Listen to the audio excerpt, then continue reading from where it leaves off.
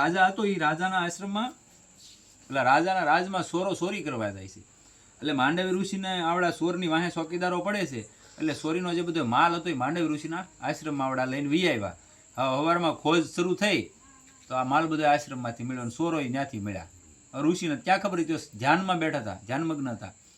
એટલે આવડા ચારેય ચોરોને લઈ ગયા અને ઋષિને લઈ ગયા. ભાઈ આ ભેગો છે, અહીંયા કાંઈ ઘટના ઘટી હોય આપણને ક્યાં ખબર છે આ શું કરીને આવ્યા કાંડ એમ.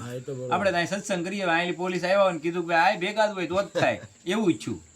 હવે આ પ્રસંગ મેં એટલે કીધું કે કયા સમયનું કયું ફળ ક્યારે આવી જાહે એ કોઈ કહી શકાતું નથી. કયા જન્મનું ક્યારે પ્રગટ થઈ જાય એ નથી કહી શકાતું. આ એક જન્મનું આપણે લઈને નથી આવ્યા, અનંત જન્મનું આમાં બેલેન્સ પીડ્યું. એ ક્યારે પ્રગટ થાય નક્કી નથી. એટલે માંડવી ઋષિને લઈ ગયા. મારે થોડીક વાતમાં કેવું ટૂંકામાં કહી દઉં. એટલે માંડવી ઋષિને લઈ જાય છે. એટલે હુળીએ ચડાવવાનો આદેશ આપી દીધો રાજાએ, કેમ કે રાજમાં ચોરી કરી હતી. 5 ચડાવ્યા હુળીએ. હુળીની સજા ખ્યાલ કોઈને કેવી હોય તમે બધા સાંભળ્યું છે. ગુદાદ્વારથી અને હુળીમાં પોરવી ગયા. એટલે હુળીએ ચડાવ્યા. આવડા બધા હતા ને એ 4 તો મરી ગયા.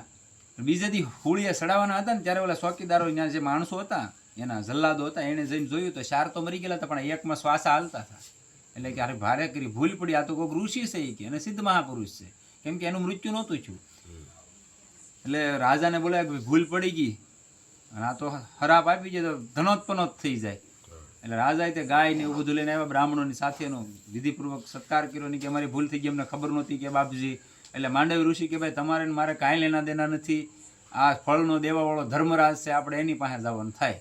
એટલે હુળીએથી કાઢી એટલે હુળી ન નીકળી. એટલે ત્યાંથી હુળીને કાપી નાખી. એટલે એનું આગળ જતા નામ પડ્યું અણી માંડવી.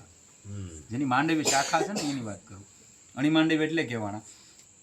પછી સિદ્ધાર્થ અહીંથી હુળીએથી ઉતાર્યા એટલે સિદ્ધાર્થ ધર્મરાજ પાસે ગયા. એટલે સક્ષમ હતા. એ ધર્મરાજ પાસે જઈને કહેશે બોલા આદર સત્કાર કર્યો કે મારે સત્કાર નથી જોતો, પહેલા મને ઈ કયો કે આ ક્યારનું ફળ છે.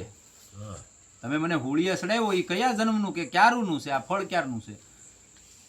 એ કે તમે 8 વર્ષના હતા ત્યારે સકલીની ગુદાદ્વારમાં કાંટો ભોકી દીધો, એનું આ ફળ છે 8 વર્ષના. માંડવી ઋષિ કીધું 8 વર્ષના બાળકને ખબર ન પડે તેનું ધર્મરાજનું વિધાન ફેરવી નાખ્યું. 14 વર્ષ સુધી કોઈને પાપ ન લાગે એમ કે બાળકોને. બાળક 14 વર્ષનો થાય ત્યાં સુધી નાબાલિકમાં ગણાય, એને પાપ પુણ્ય એકે ન લાગે.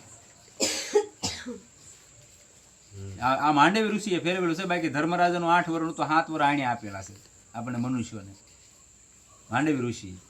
એટલે આવા સક્ષમ હોય છે સંતો કરી શકે છે. કે ધર્મરાજાને હરાપ વિદુર રૂપે એને હરાપ આપ્યો તો જાઓ તમારે મૃત્યુલોકમાં જવું પડશે, તમે મને વગર જોતું આપ્યું તમને ભોગવવું પડશે અને ભોગવવું પડે. ભગવાનને પોતાને ભોગવવા પડેલા દાખલા છે, ભોગવવું જ પડે. સુખ આપણે શું જોઈ દુઃખ આવ્યું, પેલા સુખ આવ્યું થયું નહોતું દેખાણું, દુઃખ જ દેખાણું તમને. એ તો ભૂકા કાઢ્યા હતા, કોઈને ઓળખતા નહોતા, એ નહોતું જોયું. અને દુઃખ આવ્યું ત્યાં રોવા મળ્યા. સુખ દુઃખ સમય કૃતવા લાભો લાભા જયો જયા. સુખમાં એની સ્થિતિ રહેવી જોઈએ, દુઃખમાં એની સ્થિતિ રહેવી જોઈએ, જીતે. સુખ આવે તો સલકાઈ ન જોવાય, દુઃખ આવે તો રોવાનું મળાય. બે દેનારો ઈશ છે. આજ આવ્યું કાલે ઓલું આવવાનું છે, તૈયારી જ રાખવાની. બદલા કરે છે. આ પ્રકૃતિનો નિયમ છે. ઘણા બધા એવા ફળ હોય છે કે તરત આપવા વાળા હોય છે. ઘણા બધા યજ્ઞો ને એવું કરે મહાપુરુષો, એનું કારણ શું છે કે તરત ફળદાતા થાય. અહીંયા તમે નામ જપ કરીએ, આપણે નામ કીર્તન કરીએ, તમને એમ લાગતું છે ને તાળીઓ પડાવે તમારા અનંત જન્મના બળી ગયા છે ત્યારે તમે રોજ આવો.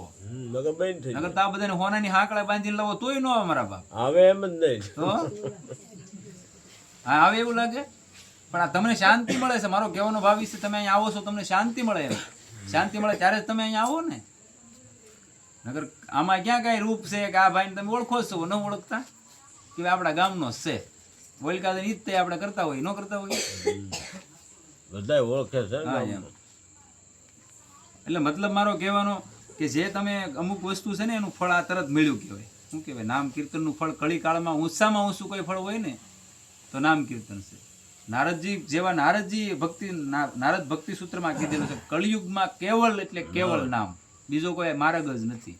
અત્યારે હું એમ કહું ધ્યાનમાં બેસી જાવ, ના ભાઈ.